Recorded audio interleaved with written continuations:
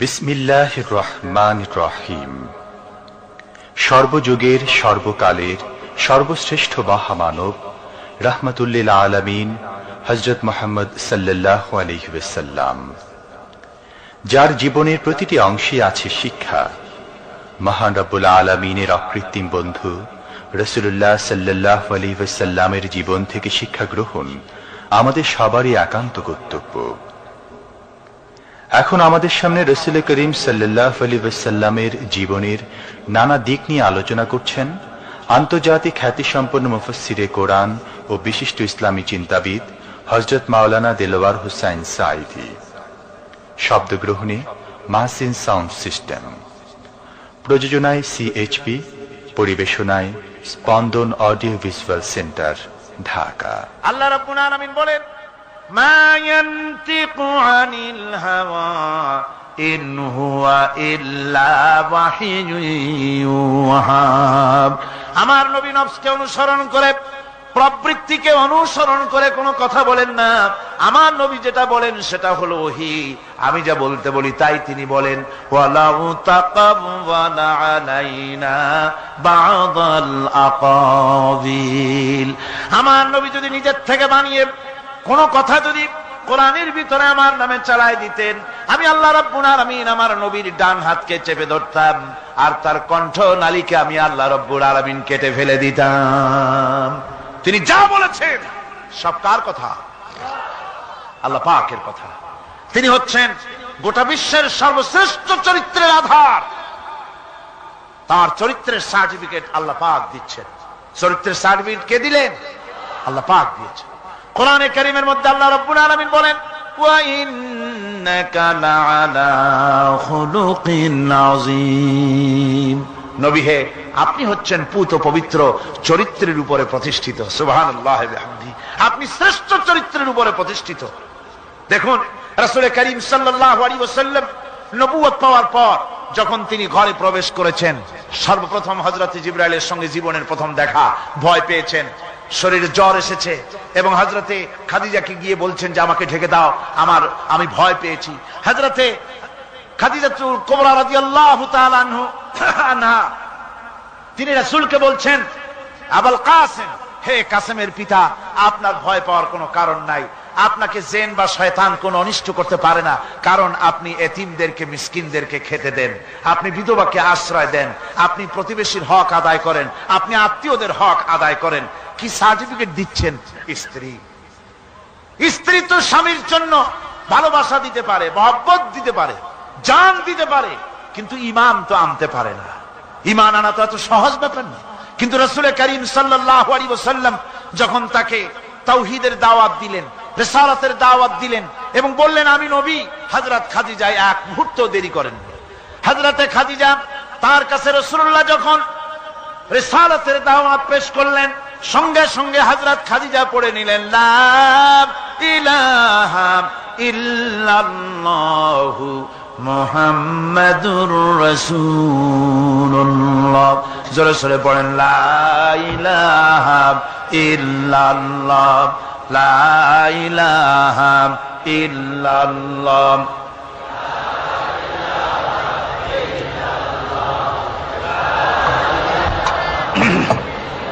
মহব্বতের সাথে জোরে সোরে পড়েন, লা ইলাহা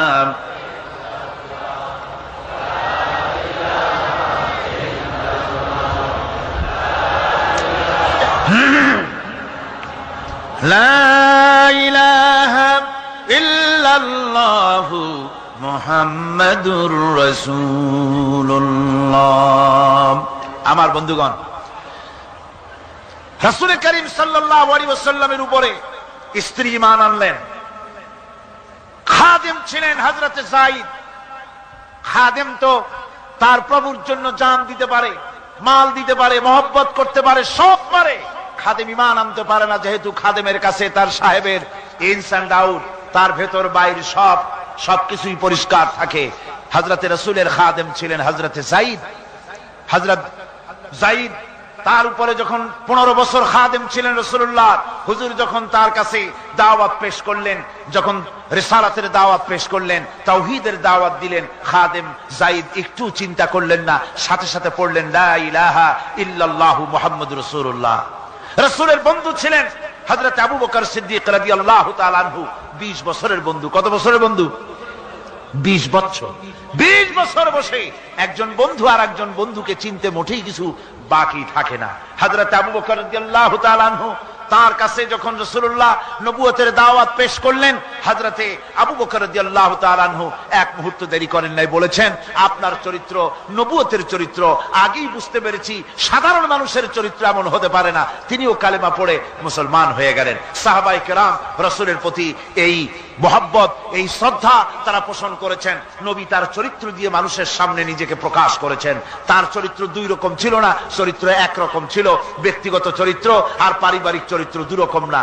তার ব্যক্তিগত যে চরিত্র ওইটাই ছিল তার ঘরের চরিত্র, যেটা ছিল ঘরের সেটাই ছিল বাইরের। হযরত আয়েশা সিদ্দিকা রাদিয়াল্লাহু তাআলা আনহা সাহাবীদের প্রশ্নের জবাবে বলেছেন রাসূলের চরিত্র হচ্ছে কোরআন। রাসূলের চরিত্র কি? কোরআন। রাসূলুল্লাহ এই পৃথিবীতে কেন আসছেন?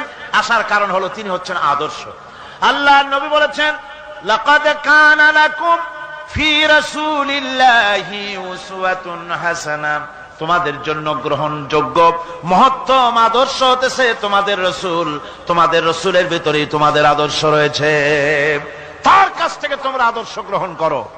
তিনি এতিমের আদর্শ, শিশুর আদর্শ, কিশোরদের আদর্শ, যুবকের আদর্শ, তরুণের আদর্শ, বৃদ্ধের আদর্শ, পিতার আদর্শ, নানার আদর্শ, স্বামীর আদর্শ, সেনাপতির আদর্শ, শ্রমিকের আদর্শ, রাষ্ট্রপ্রধানেরও সকলের জন্য আদর্শ।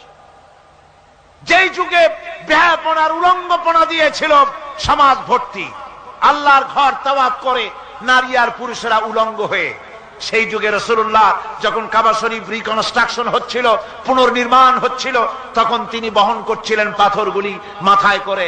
তার চাচা তাকে বললেন তোমার তো বড্ড কষ্ট হচ্ছে, তুমি এখন এইটাকে ঘাড়ের উপরে, লুঙ্গিটা খুলা ঘাড়ের উপরে রেখে তারপর এটা বহন করো। হুজুর যখন লুঙ্গির গিরায় হাত দিয়েছেন খুলবেন এই চিন্তা করে ঘাড়ের উপরে রেখে পাথর বহন করবেন, লুঙ্গির গিটে হাত দিয়েছেন, খোলেন নাই। লুঙ্গির গিটের উপরে হাত রেখে তিনি চিন্তা করলেন এতগুলি লোকের সামনে কাপড়টা খুললে পরে কি শরম হবে। কাপড়টা খোলেনি নাই, শুধু খুললে পরে কি লজ্জা হবে। এই আগাম শরমের অনুভূতিতে মুহাম্মদ সাল্লাল্লাহু আলাইহি ওয়াসাল্লাম বেহুশ হয়ে জমিনের উপরে পড়ে গিয়েছেন। আদর্শ কাকে বলে? শিশুর আদর্শ, কিশোরের আদর্শ, স্বামীর আদর্শ, পিতার আদর্শ, নানার আদর্শ, গোটা পৃথিবীর সমস্ত মানুষের আদর্শ রাসূল করিম সাল্লাল্লাহু আলাইহি ওয়াসাল্লাম। তার কাছে তিনি স্ত্রীদের আদর্শ ছিলেন, তিনি নানার আদর্শ ছিলেন। ইমাম হোসাইনকে তিনি কোলে নিচ্ছেন, ঘাড়ে উঠছে বাচ্চা, বুকের উপরে উঠছে। একজন সাহাবী বলছেন হুজুর বাচ্চা পেলে আপনি এত আদর করেন, আমার তো ৬-৭টা ছেলে মেয়ে, আমি মোটে কোলেও নি না আর জীবনে একবার সুমাও খাই না, আমার মোটে ইচ্ছাই করে না। হুজুর বললেন আল্লাহ যদি তোমার দিলের মধ্যে রহম পয়দা না করেন তো আমি কি করতে পারি। হুজুর বাচ্চাকে নিয়ে আদর করছেন। ইমাম হোসেনকে বলছেন হোসেন কে বড় বলো তো, তুমি বড় না আমি বড়? হোসেন বলছেন নানাজি আমি আপনার থেকে বড়। আশ্চর্য কথা, তুমি আমার থেকে বড় কিভাবে?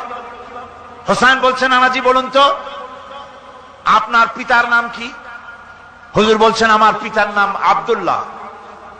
হোসেন বলছেন এই আব্দুল্লাহ এই পর্যন্তই শেষ, আপনি তো আমার পিতার মতো পিতা পান নাই, আমার আব্বার মতো আব্বা আপনার আছে। আমার আব্বাকে বলা হয় আসাদুল্লাহিল গালিব, সমস্ত কাফেরদের জন্য বিজয়ী বীর বাঘ আমার আব্বা। এবং আমার আব্বা সম্পর্কে আপনি বলেছেন আনা মাদিনাতুল ইলম ওয়া আলিয়ুম বাবুহা, আমি হচ্ছে একটি জ্ঞানের রাজ্য আর আলী হচ্ছে সেই রাজ্যে প্রবেশের প্রধান তরুণ।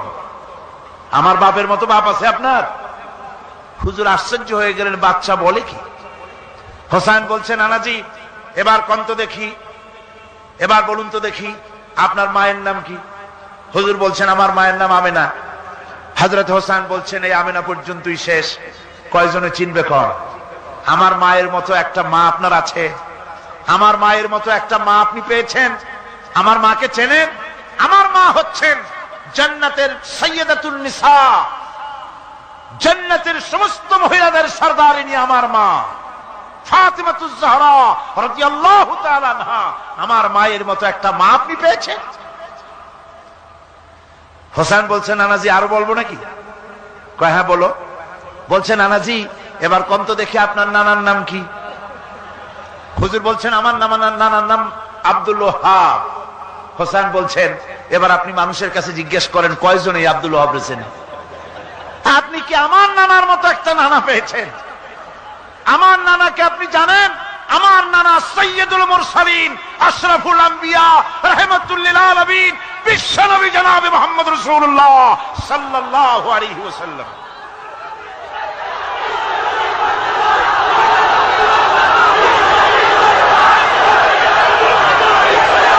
রাসূল করিম সাল্লাল্লাহু আলাইহি ওয়াসাল্লাম হোসাইনকে বুকের সাথে জড়িয়ে ধরে হোসাইনের ঠোঁটের উপরে, তার চিবুকের উপরে, তার গণ্ডদেশে, তার কপলে বারবার চুমু খেতে লাগলেন আর বললেন, নানা আমি আজকে তোমার সামনে হেরে গেলাম। সুবহানাল্লাহি ওয়া বিহামদিহি। কি আদর করতেন তিনি বাচ্চাদেরকে। রাসূলুল্লাহ রাস্তা দিয়ে যেতেন আর বাচ্চারা খেলাধুলা ছেড়ে রাসূলের কাছে ছুটে আসতো। একবার তো রাসূলুল্লাহ একটা বাচ্চার মাথায় হাত বুলিয়ে খেলা ছেড়ে দিয়ে ছুটে আসছে। হুজুর তাকে জিজ্ঞেস করলেন, তোমার সাথে যে পাখিটা থাকতো সেই লাল পাখিটা কই? ছেলে তো কেঁদে ফেললো। ছেলে বলে ফেললো যে আপনি বিশ্বনবী, আমি একটা ছোট্ট মানুষ, আমার পাখির খবর আপনি রাখেন। সুবহানাল্লাহি ওয়া বিহামদিহি। রাসূলুল্লাহ তার চরিত্র দিয়ে মানুষকে জয় করেছিলেন, মুহাব্বত দিয়ে। তরবারি দিয়ে ইসলাম প্রতিষ্ঠিত হয় নাই, ইসলাম এসেছে মুহাব্বত দিয়ে, উদারতা দিয়ে, ভালোবাসা দিয়ে। তরবারি দিয়ে ইসলাম বিজয় হয় নাই পৃথিবীর বুকে। পিতামাতার প্রতি ভালোবাসা ইসলামের এক মহান শিক্ষা, যা দেখতে পাওয়া যায় রাসূলুল্লাহ সাল্লাল্লাহু আলাইহি ওয়াসাল্লামের চরিত্রে। আল্লাহ রাব্বুল আলামিন বলেন, ওয়াকুল লাহুমা কাওলান কারীমা। মা বাবার সঙ্গে সম্মানজনক কথা বলো, খবরদার বেয়াদবি করবে না। আর মা বাপের জন্য, তাদের জন্য আমি আল্লাহ রাব্বুল আলামিনের কাছে দোয়া করো, রব্বিরহামহুমা কামা রাব্বায়ানি সাগীরা। পড়েন সবাই, রব্বিরহামহুমা কামা রাব্বায়ানি সাগীরা। আল্লাহ রাব্বুল আলামিন শিখাই দিলেন, বান্দারে তোর মা বাপের জন্য আমার কাছে দোয়া কর, আয় আল্লাহ আমার মা বাপ যেমন ছোট্টবেলায় আমাকে স্নেহের কোলে লালন পালন করেছে, মাবুদ গো আমার মা বাপকে তোমার রহমতের কোলে লালন পালন করো। আল্লাহ শিখাই দিচ্ছে।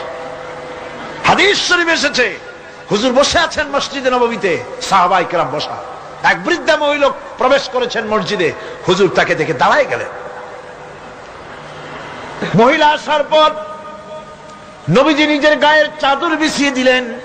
মহিলা চলে যাওয়ার পর সাহাবায়ে কেরাম জিজ্ঞেস করলেন, হুজুর একজন সাধারণ মেয়ে লোকের জন্য হুজুর নিজের চাদর বিছাইলেন, বুঝলাম না ফজিলত কি, চিনলাম না মেয়ে লোকটাকে।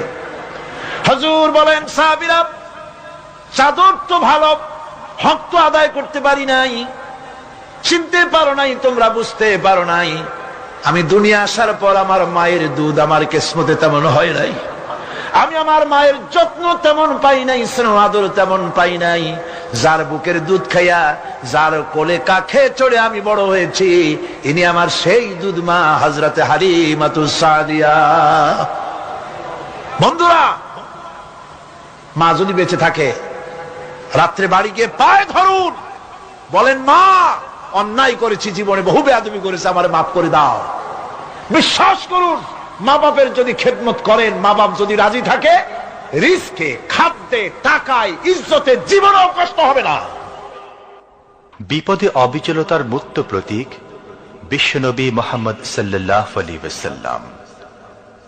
সর্ব অবস্থায় আল্লাহর উপর ভরসা করে ধৈর্য ধরার ক্ষেত্রে তিনি স্থাপন করেছিলেন এক অনন্য দৃষ্টান্ত। হিজরতের ঘটনা তার প্রকৃষ্ট উদাহরণ। আমার ভাইয়েরা, বিপদে অবিচলতা আমাদেরকে পয়গম্বরেরা শিক্ষা দান করেছেন। আমরা দেখতে পেয়েছি বিশ্বনবী জনাবে মুহাম্মদুর রাসূলুল্লাহ সাল্লাল্লাহু আলাইহি ওয়াসাল্লাম হিজরতের রাত, কাফেররা চতুর্দিকে দাঁড়ানো, হযরত জিবরাইল এসে বলেন, ইয়া রাসূলুল্লাহ, কাফেরেরা চতুর্দিকে ঘিরে দাঁড়িয়েছে, গভীর রাত, এখন হাতে তাদের তরবারি, সকাল হলে পরেই তারা আপনাকে মেরে ফেলে দিবে, তাড়াতাড়ি ওঠেন, মদিনার দিকে চলে যান। আল্লাহ নবী ঘুমের থেকে জেগে হযরত আলীকে ডেকে বলেন, আলী, আল্লাহ অর্ডার করেছেন আমি মদিনায় চললাম, আমার বিছানার পরে আমার চাদর গায়ে দিয়ে শুয়ে থাকো। হযরত আলী বলেন, আল্লাহর হাবিব, আপনার চাদর গায়ে দিয়ে ঘুমিয়ে থাকবো, সকালবেলায় কাফির বেঈমানেরা আপনার বিছানার পরে আপনার চাদর গায়ে দেওয়া অবস্থায় আমি আলীকে তারা মুহাম্মদ মনে করবে, আর আমি আলীকে নবী মনে করে তারা তাদের তরবারি দিয়া কেটে কেটে টুকরা টুকরা করে আমারে বিদায় করে দেবে দুনিয়া থেকে। এতটুকুনো পরোয়া করি না, বরং আমার দিলের মধ্যে এটাই তৃপ্তি থাকবে যে আমি আলীর জীবনের বিনিময় আল্লাহর হাবিব দুনিয়ায় বেঁচে আছেন। নবীজি ঘরের থেকে বেরোলেন, চতুর্দিকে কাফেররা দাঁড়ানো। আল্লাহ নবী হাতে এক মুষ্টি বালু হাতে নিয়ে শাহ হাতেল বজু পড়ে 3 বার দম করে বালুগুলো ছেড়ে দিলেন। বালিগুলি ঘরের চতুর্দিকে কাফেরদের চোখে চলে গেল। পরবর্তী সময় রব্বুল আলামিন ডেকে বলেন, নবীরে, বালি যখন নিক্ষেপ আপনি করেছিলেন, ধুলাগুলি আপনি তো শুধু নিক্ষেপ করেছিলেন, কিন্তু চতুর্দিকে কাফেরদের চোখে গেল কেমনে? একদিকে মেরেছিলেন, সেই দিকেই তো যাওয়ার কথা ছিল, চতুর্দিকের কাফেরের চোখে চোখে সেগুলো পৌঁছে গেল কেমনে? ওয়ামা রামাইতা ইদ রামাইতা ওয়ালাকিন্নাল্লাহ রামা। আপনি নিক্ষেপ করেন নাই, যখন আপনি নিক্ষেপ করেছিলেন আপনি তো শুধু বালুকণা ছেড়েছেন, আর ওই বালুকণাগুলি ঘরের চতুর্দিকে সব কাফেরদের চোখে পৌঁছবার দায়িত্ব আমার কুদরত গ্রহণ করেছিল। আমার ভাইয়েরা, নবীজি বিপদে, এতগুলি শত্রু তরবারি নিয়ে তিনি বিপদে ধৈর্য হারা হন নাই। আস্তে করে ঘরের থেকে বেরিয়ে হযরত আবু বকরের বাড়িতে গিয়ে হাজির। দরজায় গিয়ে আওয়াজ দিলেন, আবু বকর। অমনি দরজা খুলে গেল। লাব্বাইক ওয়া সাদাইক। হুজুর বলেন, আবু বকর রে, একটা ডাকে কেমনে সাড়া দিলে? তুমি কি ঘুমাইছিলে না? হযরত আবু বকর বলেন, হুজুর, আপনি বলেছেন আমাকে নিয়ে হিজরত করবেন, আমি মনে মনে চিন্তা করেছি, না জানি কত রাত্রে নবীজি আসেন, উঠতে যদি আমার দেরি হয়ে যায়, নবীজি যদি দরজার কাছে দাঁড়ায় দাঁড়ায় আমারে ডাকাডাকি করে, আর আমি যদি ঘুমায় থাকি, তাহলে আল্লাহর নবীর সঙ্গে বেয়াদবি হয়ে যাবে। এই মনে করে বিছানায় না ঘুমাইয়া আপনার গলার আওয়াজ শোনার জন্য এই দরজার সঙ্গে পিঠ লাগাইয়া লাগাইয়া দাঁড়াইয়া ঘুমাচ্ছিলাম। আল্লাহর নবী হযরত আবু বকরকে সঙ্গে করে নিয়ে চললেন মদিনার দিকে। উল্টা পথে রওনা করলেন। বারবার কাবা শরীফের দিকে তাকাতে লাগলেন। বুখারী শরীফে এসেছে, নবীজি বারবার কাবার দিকে তাকিয়ে বলতেছেন, রে কাবা, বড় আশা ছিল তোর কাছে থাকবো, তোর খেদমত করব, কিন্তু তোর নিষ্ঠুর সন্তানেরা তোর কাছে আমারে থাকতে দিল না রে। আল্লাহ নবী মিসফালা দিয়ে জাবালে কেদোয়ার উপর দিয়ে চলে গেলেন জাবালে সুরে। গুহার কাছে যখন গিয়েছেন, হযর রক্ত হয়ে গেল। হযরত আবু বকর রাদিয়াল্লাহু তাআলা আনহু বলছেন, হুজুর, আর উপায় নাই, দিন হয়ে গেল, এখন বুঝি ধরা পড়ে যাব, ওই গুহার মধ্যে গিয়ে আশ্রয় নেই। তবে আপনি দাঁড়ান, গুহার ভিতরেই পাহাড়িয়া গুহা, বিচ্ছু থাকতে পারে, সাপ থাকতে পারে, আমি আগে ঢুকি, যদি কোনো হিংস্র প্রাণী থাকে আমার উপর দিয়া আঘাত হয়ে যাক, আল্লাহর নবী হেফাজতে থাকুক। হযরত আবু বকর রাদিয়াল্লাহু তাআলা আনহু গুহার ভিতরে নামলেন। নেমে গুহা সাফ করে হুজুরকে ডাকলেন। হুজুর তাশরীফ ফরমালেন গুহার মধ্যে। হুজুর বলেন, আবু বকর, হেঁটে হেঁটে কষ্ট হয়ে গেছে, তুমি বসো, তোমার উরুর উপরে মাথা রেখে আমি একটু ঘুমায়ে যাই। আল্লাহর হাবিব ঘুমায় গেলেন। হযরত আবু বকর লক্ষ্য করে দেখেন চতুর্দিকে অনেকগুলি গর্ত দেখা যায়। এই গর্ত থেকে সাপ আসতে পারে, বিচ্ছু আসতে পারে মনে করে নিজের গায়ের চাদর ছিঁড়ে ছিঁড়ে গর্তগুলি বন্ধ করা শুরু করে দিলেন। কয়েকটা গর্ত বন্ধ করার মতো চাদর আর নাই, পাও দিয়ে চেপে ধরলেন। এক পাহাড়িয়া বিষধর সাপ বেরোবার জন্য চেষ্টা করে বেরোবার পথ খুঁজে নিয়ে পেয়ে হযরত আবু বকরের পায়ের উপরে দংশন করেছে। বিষের যন্ত্রণায় হযরত আবু বকরের চোখ থেকে পানি দরদর করে পড়ছে। রাসূলুল্লাহর ঘুম ভেঙে গেল। আল্লাহর নবী তাকিয়ে বলেন, আবু বকর, চোখে পানি কেন? বাড়ির কথা বুঝি মনে পড়ে গেছে? হযরত আবু বকর বলেন, ইয়া রাসূলুল্লাহ, আল্লাহর নামে কসম করে বলি, যেই দিন আমি ঈমান এনেছি ওই দিন থেকে আমার মা বাপ, আমার কোলে আমার সন্তান, আমার স্ত্রী, আমার জায়গা জমি, ঘর বাড়ি, এমনকি আমার নিজের আত্মার চাইতে হুজুর আপনারে ভালোবাসি বেশি। তাহলে কাঁদো কেন? হযরত আবু বকর বলেন, হুজুর, বাড়ির জন্য কাঁদি না, ছেলে পেলের জন্য কাঁদি না, সাপে দংশন করেছে, যন্ত্রণায় কাঁদতেছি। আল্লাহ নবী সঙ্গে সঙ্গে মুখ থেকে থুতু বার করে যন্ত্রণার জায়গায় লাগাই দিলেন, সঙ্গে সঙ্গে যন্ত্রণা বন্ধ হয়ে গেল। হুজুর বললেন, আবু বকর, প্রথম যখন তোমার এই আঘাত করেছিল সাপে, আমাকে কেন তাড়াতাড়ি বলো নাই? এতক্ষণ তো তোমার কষ্ট হতো না। হযরত আবু বকর বলেন, ইয়া রাসূলুল্লাহ, ওটা তো সাপে কাটার যন্ত্রণা, ওই যন্ত্রণায় আমার রক্ত জ্বলতেছে, যন্ত্রণায় যন্ত্রণায় আমার কলেজাটা যদি ফেটেও যেত। আল্লাহর হাবিব আরাম ফরমাচ্ছিলেন, আমি তাকে আরামে বিঘ্ন ঘটাতে পারতাম না। আমার ভাইয়েরা, হযরতে আবু বকর, হযরতে রাসূল দুজন বসে আছেন। এমনি সময় কাফের বেঈমানেরা খুঁজতে খুঁজতে জায়গা মতো এসে গেছে। একজনে বলে ভিতরে আছে, আর একজনে বলে নাই। পায়ের যদি থাকবে তাহলে মাকড়সায় জাল বুনালো কি করে, পাখি ডিম পেড়ে বসে আছে কি করে, তাদের সন্দেহ হতে লাগলো। এর মধ্যে নাই একজন বলে আছে, আর একজন বলে নাই। হযরত আবু বকর ভয়ের চোটে কেঁদে ফেলেছেন, হুজুর আর উপায় নাই। এই যে অবস্থা, এই অবস্থার ভিতরে, এই অবস্থার ভেতরেও আল্লাহ নবী এতটুকু ঘাবড়ে যান নাই। শত্রুরা তরবারি নিয়ে এসেছে, সুযোগ পেলেই একটু তাকালেই দেখতে পাবে, তুলে মেরে ফেলে দেবে। আল্লাহর হাবিব মোটেই ধৈর্য হারালেন না, এতটুকুন হতাশ হলেন না। আল্লাহ পাকের হাবিব তার সাথীকে কি বললেন? তখন কোরআনে কারীম সূরা তাওবার মধ্যে আল্লাহ তা উদ্ধৃত করেছেন মুমিনদের জন্য, ইযহুমা ফিল গার ইয ইয়াকুলু লিসাহিবিহি লা তাহজান ইন্নাল্লাহা মা'ানা। ও আমার সাথী, ও বন্ধু, ভয় করো না, চিন্তা করো না, আমরা মাইনরিটি নই, আমরাই মেজরিটি। তার কারণ আল্লাহ আমাদের সাথে আছেন। সুবহানাল্লাহ। রাসূলুল্লাহ সাল্লাল্লাহু আলাইহি ওয়াসাল্লাম অত্যন্ত সাদাসিধে জীবন যাপন করতেন। হিজরত করে মদিনায় গিয়ে ইসলামী রাষ্ট্র কায়েম করার পরও তার দারিদ্রতা কাটেনি। হাদিসে এসেছে সে কথা। হযরত আবু হুরায়রা রাদিয়াল্লাহু তাআলা আনহু বলেন, আমি রাসূলুল্লাহর কাছে গেলাম, হুজুরকে গিয়ে সালাম করলাম।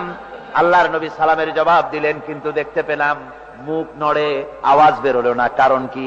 কাছে গিয়ে দেখি নবীজি ক্ষুধার যন্ত্রণায় কথা বলতেছেন, আওয়াজ বেরোতেছে না। এত ক্ষুধা লেগেছে আল্লাহর নবীর। 2-4 দিন চলে গেছে, খাবার নাই। রাসূলুল্লাহ সমস্ত গনিমতের মাল, যাকাত সদকার মালগুলি, খাদ্য দ্রব্যগুলি দুহাতে বিতরণ করেছেন। নিজের পেটে খাবার নাই, মানুষকে দিতেছেন। দিতে দিতে এশার নামাজ পড়ে নবীজি ঘরের মধ্যে প্রবেশ করে হযরত আয়েশা সিদ্দিকা রাদিয়াল্লাহু তাআলা আনহাকে ডেকে বলেন, আয়েশা রে, সারাদিন কষ্ট করেছি, দারুণ ক্ষুধা লেগেছে, তাড়াতাড়ি করে কিছু খাবার আমারে এনে দাও। হযরত আয়েশা হুজুরের ক্ষুধার্ত শ্রান্ত ক্লান্ত চেহারার দিকে তাকাইয়া হযরত আয়েশা কেঁদে ফেলেছেন। হযরত মা আয়েশা কাঁদেন আর বলেন, ইয়া রাসূলুল্লাহ, হে আল্লাহর নামের কসম করে বলি, আমি আয়েশার ঘরে কোনো পানি ছাড়া কোনো খাবার নাই। এই ছিল রাসূলের আদর্শ। হাদিস শরীফে এসেছে, আল্লাহর নবী বলেন, তোমরা যদি রাষ্ট্রীয় ক্ষমতায় যাও, বাড়ি না থাকলে সরকারি খরচ একটা বাড়ি নিতে পারো। তোমার যদি যানবাহন না থাকে, সরকারি খরচে যানবাহন নিতে পারো। ছেলে মেয়ের কাপড় চোপড়, লেখাপড়া, শিক্ষা, চিকিৎসার জন্য যদি না থাকে, তাহলে তুমি সরকার থেকে নিতে পারো। কিন্তু এর থেকে এক চুল পরিমাণ যদি পাও বাড়াও, সরকারের মাল জনগণের মাল, এর থেকে প্রয়োজনের বাইরে যদি তুমি নিজের জন্য নিতে থাকো, কিয়ামতের দিন আল্লাহর দরবারে চোরের কাতারে তোমারে দাঁড়ানো লাগবে। দুনিয়ায় যত সম্মান পাও না কেন, কিয়ামতে আল্লাহর দরবারে কিসের কাতারে দাঁড়াবে? চোরের কাতারে দাঁড়াতে হবে। রাসূল পাক সাল্লাল্লাহু আলাইহি ওয়াসাল্লাম এমন এক সমাজ কায়েম করেছিলেন। আমার হতাশাগ্রস্ত ছাত্ররা, যেসব ছাত্ররা সমাজতন্ত্র তোমরা করো, যারা সমাজতন্ত্র করতে হতাশাগ্রস্ত হয়েছে, এখন যাব কোথায় বলে হতাশ হয়ে গিয়েছো তোমরা, আমরা তোমাদেরকে দাওয়াত দেই, কোরআনের মাহফিল থেকে দাওয়াত দেই, ফিরে আসো। হতাশ হওয়ার কোনো কারণ নাই। লেনিন মরার, ও মরে গেছে। কার্ল মার্কস মরার, মরে গেছে, পচে গেছে, গলে গেছে, দুনিয়া থেকে শেষ হয়ে গিয়েছে। আল্লাহ নবীর নেতৃত্ব, সূর্য যতদিন উঠবে আর ডুববে, নবীজির নেতৃত্ব শেষ হবে না। ওই নেতৃত্বে আসো, রাসূলের নেতৃত্ব মেনে নাও, কোরআনের শাসন মেনে নাও, তাহলেই শান্তি পাবে তোমরা।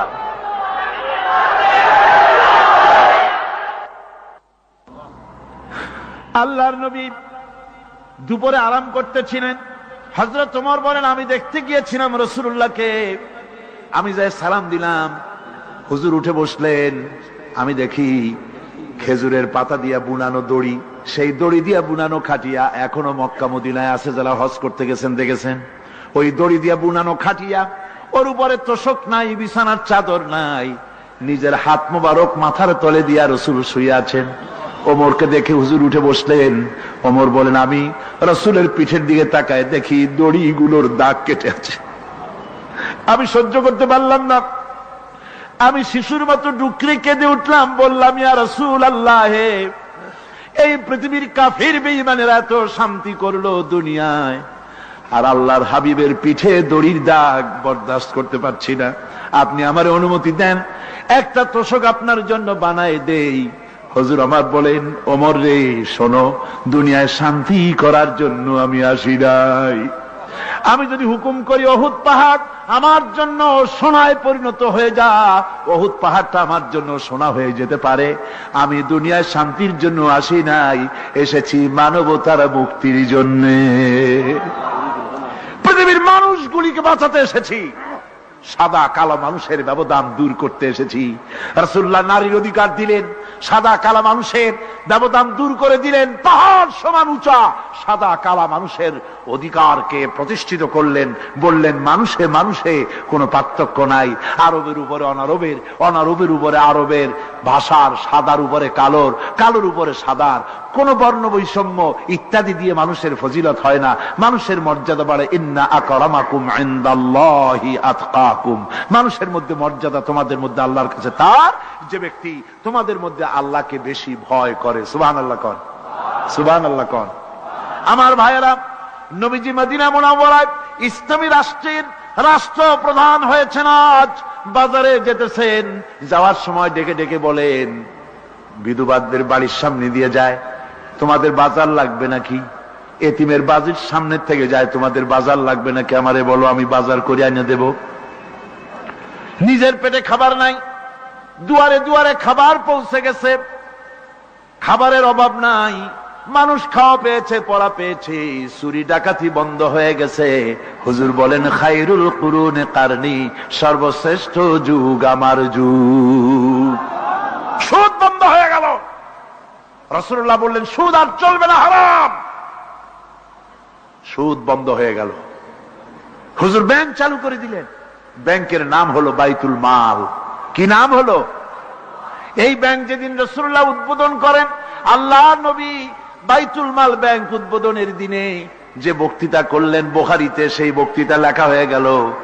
আল্লাহর নবী বলেন, মান তারাকা দায়নান আও দিয়ান ফালাইয়া, আমার এই রাষ্ট্রের ভিতরে কোন মানুষ যদি ঋণগ্রস্ত অবস্থায় মারা যায় আর ঋণ পরিশোধ করার মতো অর্থ যদি তার কাছে না থাকে, তাহলে তার ঋণ পরিশোধের দায়িত্ব তার বিধবা স্ত্রী আর তার এতিম বাল বাচ্চার সব দায়িত্ব আমি মুহাম্মদ সাল্লাল্লাহু আলাইহি ওয়াসাল্লাম আমার কাঁধের উপরে উঠাইয়া নিলাম। এমন সুন্দর রাষ্ট্র চালু হয়ে গেছে, মানুষ খাবার পেয়েছে, পড়ার পেয়েছে। বুড়োরা যাদের কাজ নাই, বুড়ো মানুষ কাজ করতে পারে না, তারা বসে বসে খাবারের ব্যবস্থা হয়ে গেছে। যুবকদের চাকরি হয়ে গেছে, বেকার কেউ আর বেকার নাই, সব কাজে ব্যস্ত হয়ে গেছে, মানুষের কাছে কাজ মিলেছে। কৃষক তাদের উৎপাদিত পণ্যের সঠিক মূল্য পাচ্ছে, শ্রমিক শ্রমের মর্যাদা পাচ্ছে, শ্রমিক মর্যাদা পাচ্ছে। রাসূলুল্লাহ বলেছেন, শ্রমিক আর মালিক, মনিব আর গোলামের সম্পর্ক না, সম্পর্ক ভাই ভাই। সম্পর্ক কি? শ্রমিকের মর্যাদা রাসূলুল্লাহ এভাবে দিলেন, নিজে শ্রম দিলেন। মদিনার 8 বছর চলে যাওয়ার পর হযরত আয়েশা রাসূলুল্লাহকে দেখলেন মাজা কুজা। হযরত আয়েশা বলেন, হুজুর মাজাটা কুজা কেন? বয়সের কারণে হলো নাকি? হুজুর বলেন, না, বয়সের কারণে হয় নাই। এই মদিনার চতুর্দিকে কাফির বেঈমানেরা যখন মদিনাকে আক্রমণ করেছিল, আমি তখন মদিনার চতুর্দিকে খন্দক পরিখা খনন করেছিলাম, 3 মাইল লম্বা, 15 ফিট গভীর, 30 ফিট চওড়া। সাহাবীরা মাটি কেটেছে, আমি মাটি বহন করেছি, আবার আমি মাটি কেটেছি, সাহাবীরা মাটি কেটেছে। মাটি কেটে আর মাটির ঝুড়ি বহন করে করে কোমরে যে বেদনা হয়েছিল, আজ পর্যন্ত সেই বেদনা সেরে যায় নাই। এই হলো আমার রাসূল, এ হলো বিশ্ব নবী। কি নবী? সিল্লা এখন কি নবী?